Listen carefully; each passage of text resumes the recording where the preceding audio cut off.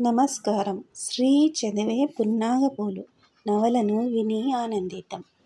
ఫ్రాంక్ఫర్ట్లో gate C 45కు నడుస్తున్నాడు Gokulakrishna. Official జీవితానికి అలవాటు పడ్డ వ్యక్తిలో యాంత్రికమైన డిసిప్లిన్ ఉంటుంది.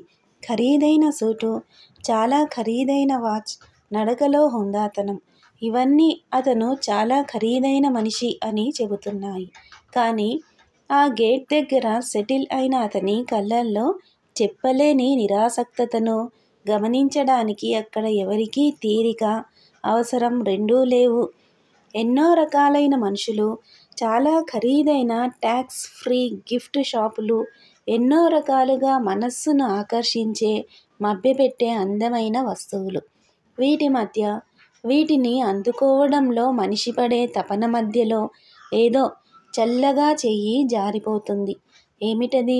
గుర్తించే తీరిక, ఓపిక ఎవ్వరికీ ఉండవు. ఆలోచిస్తున్న అతనికి తలనొప్పి వస్తుంది.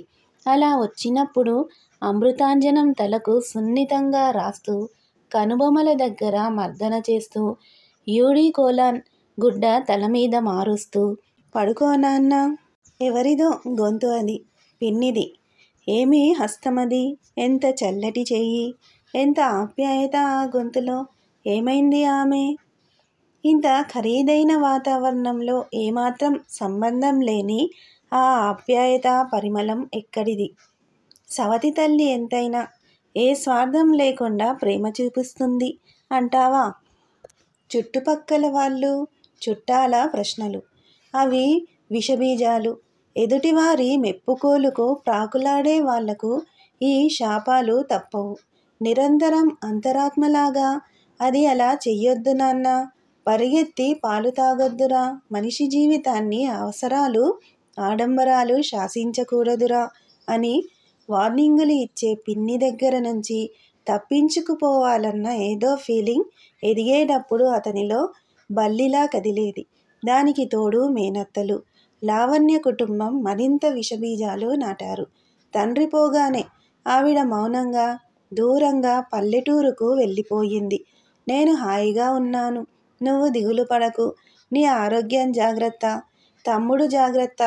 బాపతు ఉత్తరాలు నెలకు ఒకటి వచ్చేది.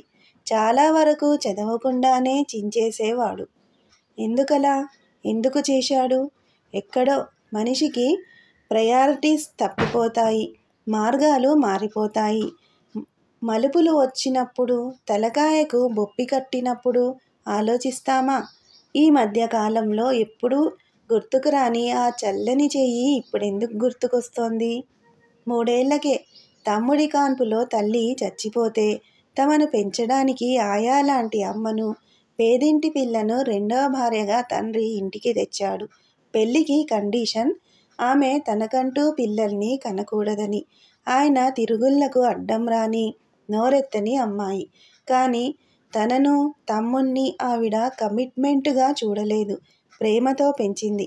ఆవిడకు ప్రేమించకుండా ఉండడం రాదు కాబట్టి.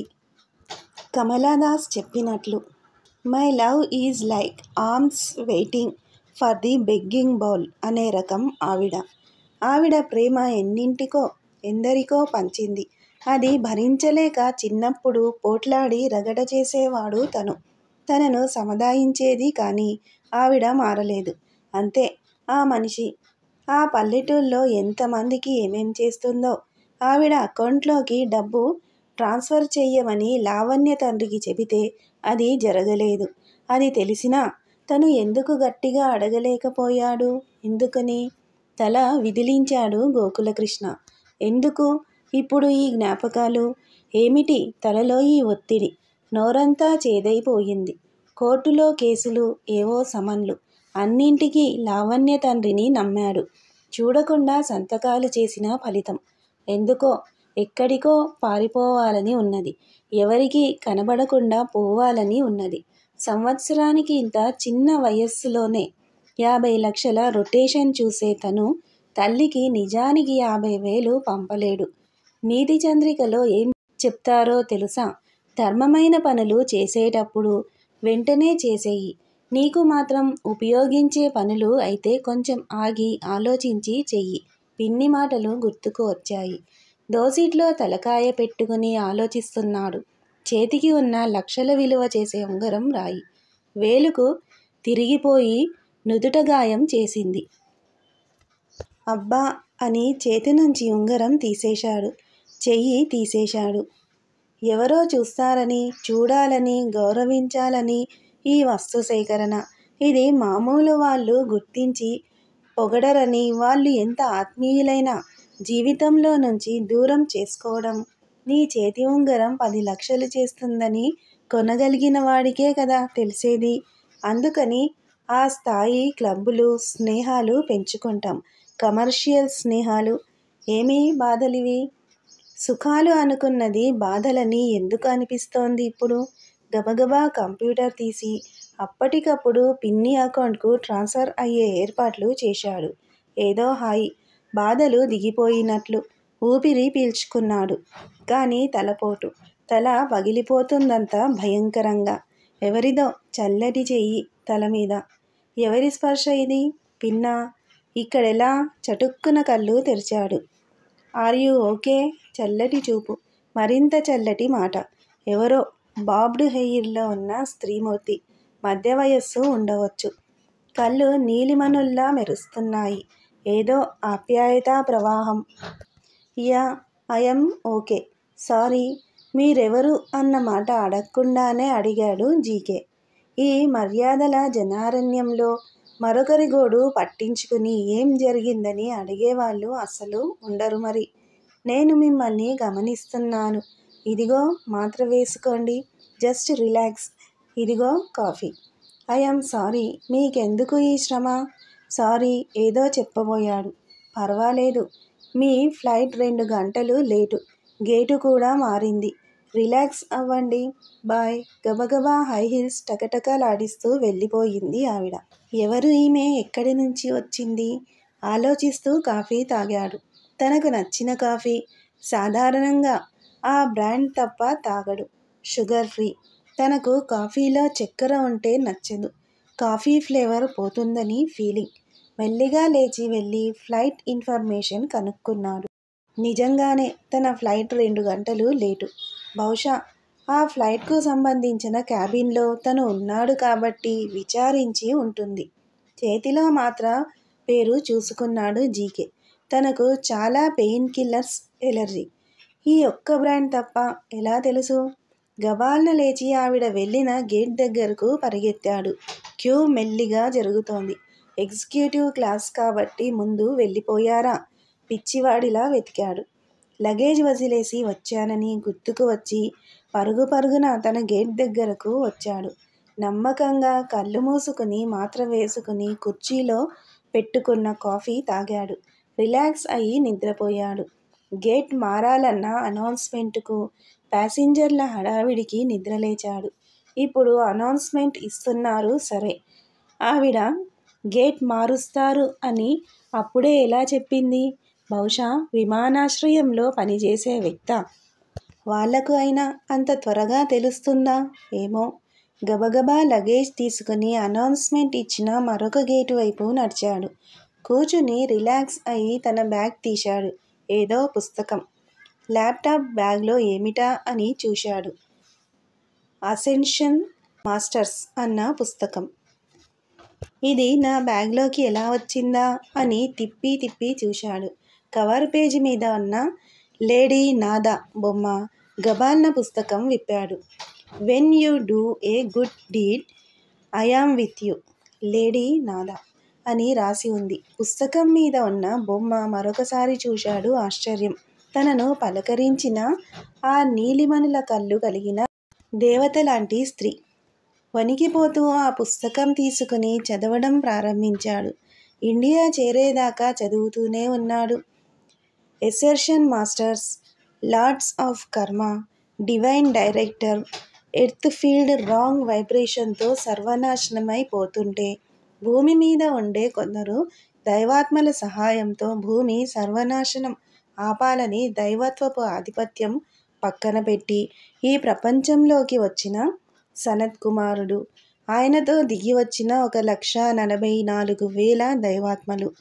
ప్రపంచవ్యాప్తంగా వీరు భౌతిక రూపాలు దాల్చి కొన్ని చోట్ల మరికొన్ని పరిస్థితుల్లో ఉత్తమ ఆత్మలను ప్రచోదయ శక్తితో నడిపిస్తూ, కొందరిని థాట్ వైబ్రేషన్తో గైడ్ చేస్తూ, అవసరం వస్తే కాంతి శరీరాలు భౌతిక రూపం దాలుస్తూ, ఎన్నో పద్ధతులతో మనుషుల థాట్ వైబ్రేషన్స్ను ప్రేమ, కరుణ, దయ, విజ్ఞానంగా మార్చాలని ప్రయత్నం చేస్తూ ఉంటారట.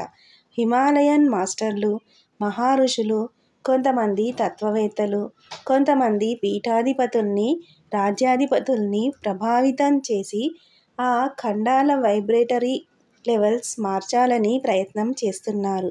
అదొక వింత అద్భుత ప్రపంచం. తనలాంటి పరమ మూర్ఖులు చిన్నతనంలోనే గొప్పవాణ్ణి అయిపోవాలన్న మూర్ఖత్వంతో ఎందరినో దుఃఖపెట్టి, తనకు సుఖం, హాయి ఏమిటో తెలుసుకోకుండా వెధవ పనులు చేస్తుంటే, వారికి అందకుండా, తెలియకుండా సూక్ష్మదేహాలతో సంచరిస్తూ, కన్నీరు తుడుస్తూ, ఏ చిన్ని మంచి పని చేసినా చల్లటి హస్తాలతో ఆదరిస్తూ, ఇంతకీ తను ఏమి చేశాడని ఆ చల్లని కళ్ళ తల్లి దీవించింది. గుర్తుకు వచ్చింది ఎన్నాళ్ల క్రితమో చెయ్యాల్సిన పని. పిన్నికి డబ్బు పంపడం. ఎలాగూ అకౌంట్స్ సీజ్ అయిపోతాయని తెలిసి అనాథ పిల్లలకు డొనేషన్ ఇవ్వడం. ఇదేం తను ప్రత్యేకంగా గొప్ప మనసుతో చెయ్యలేదే. అయినా గాలికి కొట్టుకుపోయే పేలాల పిండి ఎలాగూ చెయ్యి జారింది కదా అని కృష్ణార్పణం అన్న ఫలితం ఇంత గొప్పగా ఉంటుందా? పశ్చాత్తాపం పదింతల ఫలితమిస్తుందా? ఏమిటి తమాషా? ఆ పుస్తకంలో ఎన్ని కథలు! ఈ డివైన్ మాస్టర్లు ఎంతమందిని ఎన్ని విధాల గైడ్ చేస్తున్నారో కదా. ఎయిర్పోర్టు ఫార్మాలిటీస్ తర్వాత బయటకు వచ్చాడు జీకే. సెక్రటరీ రిసీవ్ చేసుకున్నాడు. అరెస్ట్ వారెంటు వచ్చిందని చెప్తారేమోనని భయపడ్డాడు. ప్రస్తుతం ప్రమాదం ఆగింది సార్. ఎవరో చాలా హయ్యర్ ఇన్ఫ్లుయెన్స్ ఉన్న వ్యక్తి మన కేసులో ఇన్వెస్టిగేషన్ చేయిస్తున్నాడట. ఎటో చూస్తున్నాడు. ఆనందం కన్నా ఆశ్చర్యం ఉంది. మనసులో 100 సార్లు థ్యాంక్స్ చెప్పుకున్నాడు. కృతజ్ఞతలు చెప్పండి. డివైన్ ఎనర్జీ ఫీల్డ్ మీకోసం మరింత తెరుచుకుని మీకు మరింత ఎనర్జీని, జ్ఞానాన్ని ఇస్తుంది. మీ నుంచి ఈ మహాత్ములు ఏమీ ఆశించరు. వారు సుసంపన్నులు. మీరు వారిని గుర్తించి, గౌరవించి కృతజ్ఞత చెప్పడం వలన మీ వైబ్రేటరీ లెవెల్, మీ చుట్టుపక్కల వైబ్రేషన్స్ పాజిటివ్ అవుతాయి. మీ చుట్టూ హాయి ఏర్పడుతుంది. కానీ మీరు అడిగితే తప్ప వారు మీ జీవితంలో అడుగు పెట్టలేరు. కారణం మనిషికి ఉండే ఫ్రీ విల్. మీ వ్యక్తిత్వపు స్వాతంత్రాన్ని, మీ అహాన్ని వారు దాటి రారు. రాకూడదు అని డివైన్ లా. అంటే అది దైవ చట్టం. కొన్ని మొక్కులు ఫలించడానికి కారణం ఇదేనేమో. మీ జీవితాన్ని బాగు చెయ్యమని మీకు తెలిసిన దేవుణ్ణి ప్రార్థించి మీరు ఆహ్వానిస్తారు. ఆ మార్పు రాగానే కృతజ్ఞతగా మీరు ఒక మంచి పని చేస్తారు. కానీ కేవలం స్వార్థం కోసం దైవంతో బిజినెస్ చేస్తే ఫలితాలు శూన్యం. మీరు ఆపాదించుకునే ఫలితాలే గమనిస్తే వాటి రిజల్ట్ వలన మీ వ్యక్తిత్వంలో మార్పు, ఆలోచన విధానంలో మార్పు కనిపించదు. అప్పుడు మీ ప్రయత్నం ఫలించనట్లే. ఆ తాత్కాలిక విజయం కనీసం తాత్కాలికమైన మార్పు కూడా మీలో రానీయదు. మీ స్వార్థాల వల్ల మీరు మీ గొయ్యి తవ్వుకుంటుంటే మీకు మీరు సహాయం చెయ్యరు.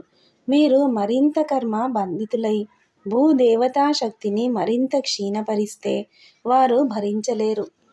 కానీ మీరు మనస్ఫూర్తిగా చేసే ఒక మంచి వైబ్రేషన్ వల్ల ఎంత చిన్నదైనా మీ వాతావరణంలో మార్పు చిన్నగా ప్రారంభమై పెద్దదై ప్రపంచాన్ని తాకవచ్చు. పాత్ర ఎరిగి పరిణామం. ఇదే వారి దృక్పథం. ఆ పుస్తకం చదివిన తర్వాత ఇదంతా అర్థమైంది అతనికి. ఇంకెంత ఉన్నదో అర్థమవ్వడానికి అనిపించింది. సెక్రటరీ ఏదో చెప్తున్నాడు. ఇంటి దగ్గర ఆగాడు జీకే. పెద్ద మేడ, నౌకర్లు, హడావిడి. లోపల లావణ్య, ఆమె తల్లిదండ్రులు ఉన్నారు.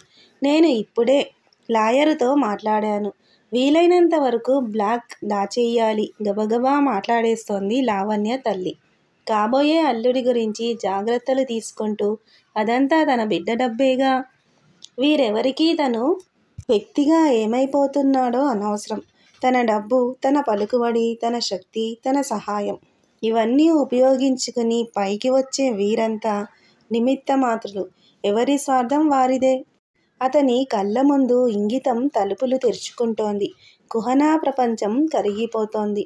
అయ్యో డార్లింగ్, ఉంగరం ఏమైంది? It is one of its kind. పారేశావా?